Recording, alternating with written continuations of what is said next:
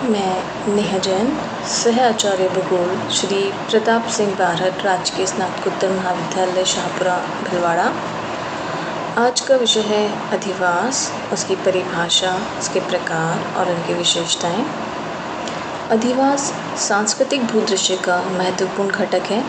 अधिवास से अभिप्राय किसी स्थान पर मानव की बसाव क्रिया से लिया जाता है, जिसमें मानव को आश्रय देने वाले आवास और अन्य सुविधाएं सम्मिलित हैं।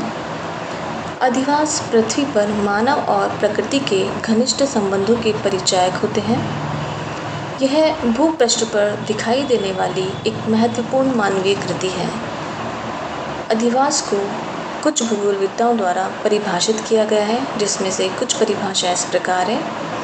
ब्रोइक तथा वेब के अनुसार भूगोलवेत्ता के लिए अधिवास शब्द से अभिप्राय बसाव प्रक्रिया के फलस्वरूप मानव द्वारा निर्मित सुविधाओं से है, जिसमें मानव को आश्रय प्रदान करने वाले संस्थापन और मार्ग सम्मिलित हैं। स्मिथ के अनुसार कोई भी स्थायी रूप से अधिग्रहित मानव निवास स्थल अधिवास कहलाता है।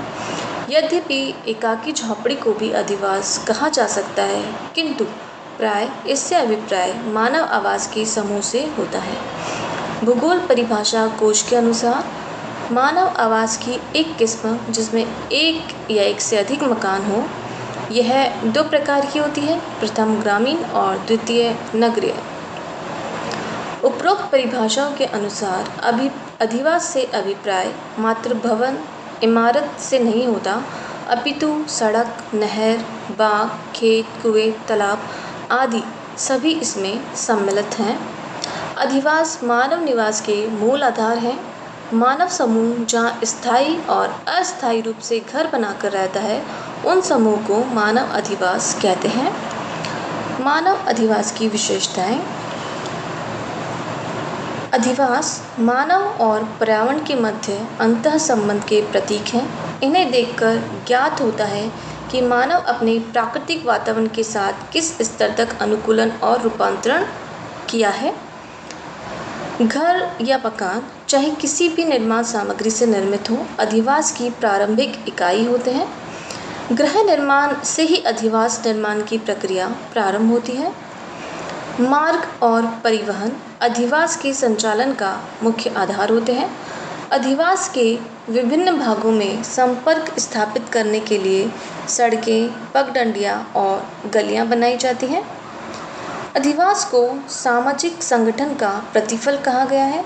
अधिवास में रहकर मानव एक सामाजिक प्राणी की भांति जीवन व्यतीत करता है और विभिन्न आवश्यकताओं की पूर्ति के लिए परस्पर सहयोग की भावना से कार्य करता है। अधिवासों की उत्पत्ति और उसके विकास को प्रभावित करने वाले कारक। प्रत्येक अधिवास अद्वितीय होता है, उसकी अपनी एक निजी पहचान होती है। अधिवास को प्रभावित करने वाले प्रमुख कारक इस प्रकार हैं। प्राकृतिक कारक। प्राकृतिक कारकों के अंतर्गत स्थल, स्थिति, उच्चावच, जल आपूर्ति, मृदा, वनस्पति, जीव जंतु आदि सम्मिलित हैं। जहाँ पर स्थल, स्थिति या जल, मृदा, वनस्पति आदि की उपलब्धता होती है, वहाँ पर अधिवासों का प्रकार सघन होता है। इसके विपरीत जहाँ पर इनका अभाव पाया जाता है, वहाँ पर ये प्रकीर्ण अवस्था में होते हैं। मानवीय कारक। अधिवासों की स्थिति, विन्यास, विस्तार की दिशा, विकास की अवस्था इत्यादि इसमें सम्मिलित हैं। इन सभी पक्षों पर मानवीय कारक प्रभाव डालते हैं। इनमें सुरक्षा, राजनीति, व्यवसाय, धर्म, समाज, परिवहन इत्यादि सम्मिलित हैं। आर्थिक कारक। इनके अंतर्गत उद्योग, वाणिज्य, खनन, कृषि आदि सम्मिलित हैं। राजनीतिक कारक। जहाँ शासन व्यवस्था उत्तम होती है, वहाँ सरकारी स्तर पर उपलब्ध कराई जाने वाली विभिन्न जल सुविधाओं तथा शांतिपूर्ण वातावरण के कारण अधिवासों का विकास अधिक होता है। राजनीतिक अस्थिरता और अराजकता की स्थिति में लोग एकाकी बस्तियों को छोड़कर सघन अधिवासों में रहने लगते हैं। सामाजिक कारक। जहाँ समाज का संगठन कमजोर होता है, उससे संबंधित लोगों के अधिवास अस्थायी और छोटे होते हैं। संगठित और विकसित समाजों के अधिवास बड़े और सघन होते हैं। धार्मिक और सांस्कृतिक कारक, पहाड़ी क्षेत्रों में मात्र धार्मिक आस्था के कारण धार्मिक स्थल अधिवासों का रूप ग्रहण कर लेते हैं, जैसे कि केदारनाथ, बद्रीनाथ, हरिद्वार आदि। अधिवासों के प्रकार और उनका वर्गीकरण। स्थायित्व के आधार पर अधिवासों को मुख्य रूप से दो प्रकारों में विभक्त किया गया है: स्थायी अधिवास और अस्थायी अधिवास। स्थायी अधिवास उन क्षेत्रों में मिलते हैं जहाँ की भूमि समतल होने के साथ साथ उपजाऊ हो, जहाँ जल प्राप्ति की सुविधा हो, मानव जीवन सुरक्षित हो, मानव के आकर्षण के लिए कोई तथ्य या संसाधन वहाँ मिलता हो, आवागमन के लिए तथा संपर्क स्थापित करने के लिए मार्गों की सुविधा पर्याप्त हो। सामान्यतः भूमध्य सागरीय, मानसूनी और शीतोष्ण प्रदेशों में अधिकांश बस्तियां स्थायी रूप लिए हुए होती हैं। अस्थायी अधिवास, शिकारी, चरवाहे अथवा प्राचीन ढंग से खेती करने वाले कृषक, जहां पशुपालन ऋतु के अनुसार ऊंचे पहाड़ी भागों में किया जाता है या घाटियों में स्थानांतरण होता रहता है, जैसे आल्प्स, हिमालय पर्वत घाटी क्षेत्र में मुख्य रूप से अस्थायी अधिवास पाए जाते हैं।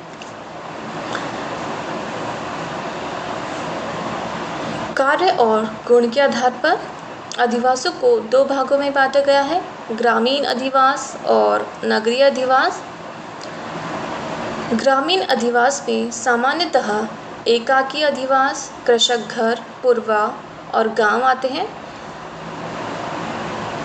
जिनके अधिकांश निवासी अपने जीवन यापन के लिए भूमि के विदोहन, कृषि करना, पशुपालन, कुटीर उद्योग, मछली पकड़ना, लकड़ियां काटना, वस्तुओं का संग्रह करना आदि पर निर्भर होता है। गांव की जनसंख्या कुछ घरों से लेकर 5000 अथवा कभी-कभी इससे अधिक हो सकती है। पूर्वे गांव से छोटे होते हैं और गांव की अपेक्षा कम सघन होते हैं। इनमें मकान होते हैं जो कि बिखरे हुए होते हैं, दुकान, स्कूल, मंदिर आदि का अभाव होता है। नगरीय अधिवास, इनमें कस्बे, नगर, महानगर सम्मिलित किए जाते हैं।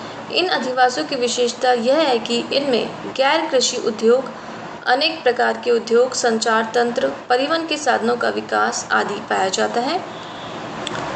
सामान्य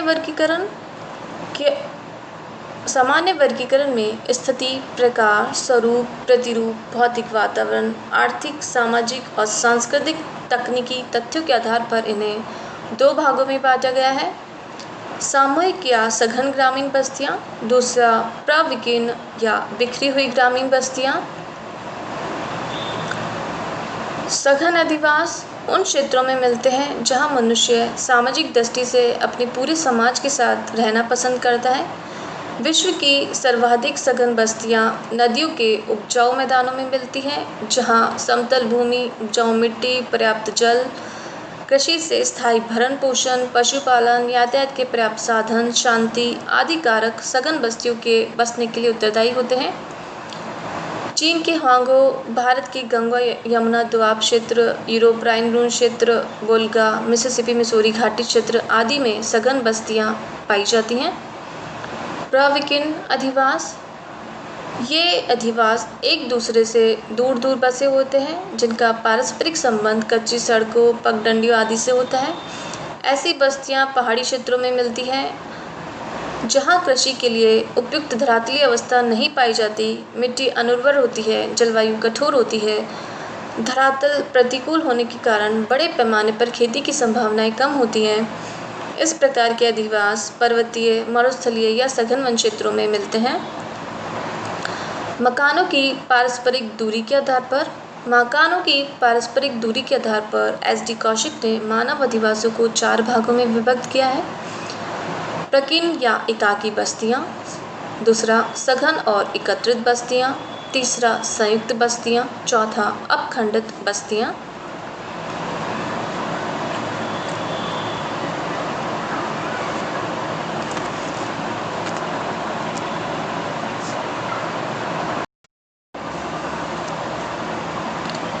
प्रकीर्ण बस्तियां, ये वे बस्तियां हैं जिनमें बस्तियों के घर अलग अलग होते हैं। ऐतिहासिक दृष्टि से ये बस्तियां उतनी ही प्राचीन हैं जितनी कि मानव सभ्यता। जिस समय मनुष्य को सामाजिक संगठन का ज्ञान नहीं था, उस समय उसका जीवन प्राय व्यक्तिगत और पृथक था, अतः उनके निवास भी एकांत में हुआ करते थे। आज भी इस प्रकार की बस्तियां चरवाहे, लकड़हारे, शिकारियों से संबंधित अर्थव्यवस्था वाले क्षेत्रों में मिलती हैं। यही नहीं, विश्व के सर्वाधिक विकसित राष्ट्र संयुक्त राज्य अमेरिका, कनाडा आदि के कृषि क्षेत्रों में ऐसी बस्तियां सर्वत्र फैली हैं। इन बस्तियों में मकान अलग अलग एक दूसरे के बीच में कृषि भूमि को छोड़कर बने होते हैं। इन्हें फार्मस्टेड या वासगृह भी कहा गया है। एकाकी बस्तियों के प्रत्येक घर में केवल एक परिवार ही रहता है। इस प्रकार की बस्तियों में गांव के मनुष्यों का सामाजिक संगठन प्राय कमजोर हो जाता है। सघन बस्तियां, जिन अधिवासों में बस्ती के घर पास पास परस्पर सटे हुए होते हैं, उन्हें सघन या एकत्रित बस्तियां कहा जाता है। इन्हें पुंजित या संकेंद्रित अधिवास भी कहते हैं। इन अधिवासों का स्वरूप, आकार तथा कार्य प्रकीर्णन अधिवासों से भिन्न होते हैं, जिसका प्रमुख कारण सामाजिक संबंधों का अत्यधिक जटिल होना है। प्राय इन अधिवासों में सड़कों, गलियों का निर्धारण, पानी की सुविधा, भूमि की उर्वरा शक्ति, औद्योगिक, ग्रामीण या धार्मिक गमनागमन, स्वास्थ्य, शिक्षा, व्यापार, राजनीति आदि पर विशेष ध्यान दिया जाता है। फ्रेंच और ट्रिवार्था ने ऐसी सघन बस्तियों को नेस्टेड तथा सघन बस्तियां, ब्लाश ने पुंजित बस्तियां, ब्रुन्स ने संकेंद्रित बस्तियां कहा है। संयुक्त बस्तियां, संयुक्त बस्तियों के अंतर्गत प्राय एक केंद्रीय ग्राम होता है, किंतु इसके साथ ही गांव की सीमा के भीतर कुछ छोटे छोटे पूर्वे या नगले बसे होते हैं। ये पूर्वे विभिन्न कारणवश केंद्रीय ग्राम को छोड़कर आए हुए एक या कई परिवारों का अपेक्षाकृत एक छोटा समूह होता है, जिसमें प्राय एक जाति बिरादरी के लोग रहते हैं। उत्तरी भारत में अनेक ऐसे गांव मिलते हैं जिनमें केंद्रीय ग्राम के अतिरिक्त कई पूर्वे सम्मिलित होते हैं। प्रोफेसर रामलोचन सिंह ने इस प्रकार की बस्तियों को अर्ध सघन या सेमी कॉम्पैक्ट कहा है। अपखंडित बस्तियां, जिस ग्रामीण अधिवास में गांव की सीमा के भीतर ही बसाव बिखरा हुआ मिलता है, या गांव के घर एक दूसरे से थोड़ी दूरी पर बने होते हैं, या छोटे छोटे पूर्वे या नगले थोड़ी थोड़ी दूरी पर बसे होते हैं, तथा जिनमें कोई भी केंद्रीय ग्राम नहीं होता, उसे अपखंडित बस्तियां कहा जाता है। इस प्रकार के अधिवासों को एकाकी अधिवास नहीं कह सकते, क्योंकि अमेरिकन या यूरोपीय फार्म गृह के समान विपरीत इन छोटी छोटी बस्तियों में एक ही परिवार का होना आवश्यक नहीं होता। दूसरा, इनमें सामाजिक संगठन, श्रम विभाजन, सामुदायिक भावना पाई जाती है। अपखंडित बस्तियां मुख्यतः बंगाल के डेल्टा प्रदेश, गंगा, घाघरा, दोआब क्षेत्र, रावी नदी के पश्चिम में सरयू पार मैदान, पश्चिमी उत्तर प्रदेश में ऊपरी गंगा यमुना मैदान तथा अम्बाला आदि जिलों में पाई जाती है।